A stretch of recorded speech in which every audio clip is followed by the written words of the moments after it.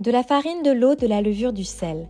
4 ingrédients simples, universels, nourrissants et des gestes qui se transmettent de père en fils. L'histoire du pain se fond dans l'histoire des civilisations. Elle commence au néolithique, il y a plus de 8000 ans. Du 15e au 11e siècle avant notre ère, les Égyptiens en inventent plus de 40 sortes, aux dattes, aux figues, aux noix et au miel. Au 18e siècle, il devient une affaire de professionnels.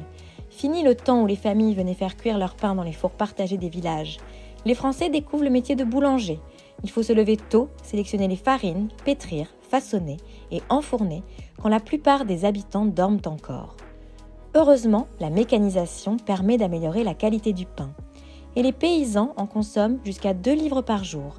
Il restera la base de l'alimentation jusqu'en 1950. C'est le temps du pain quotidien, une histoire de goût, une histoire d'amour. À partir des années 60, les fournils vétustes sont remplacés par des fours électriques et des fours tunnels. Puis, ce sont les chambres de pousse dans les années 70. Grâce à elles, les boulangers peuvent contrôler la fermentation et pétrir à l'avance.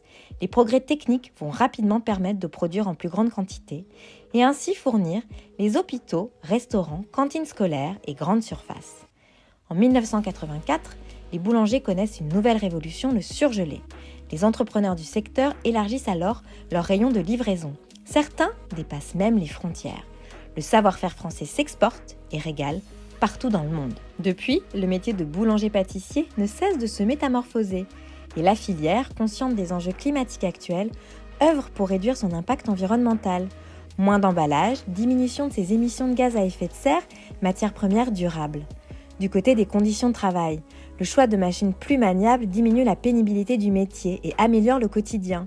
Certaines entreprises pouvant même aller jusqu'à proposer la semaine de 4 jours pour un meilleur équilibre vie professionnelle, vie personnelle.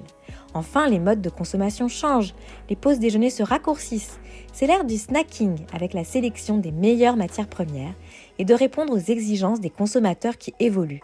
Moins d'additifs, des ingrédients identifiables, le respect de l'humain, en ayant toujours à cœur de faire du bon pain.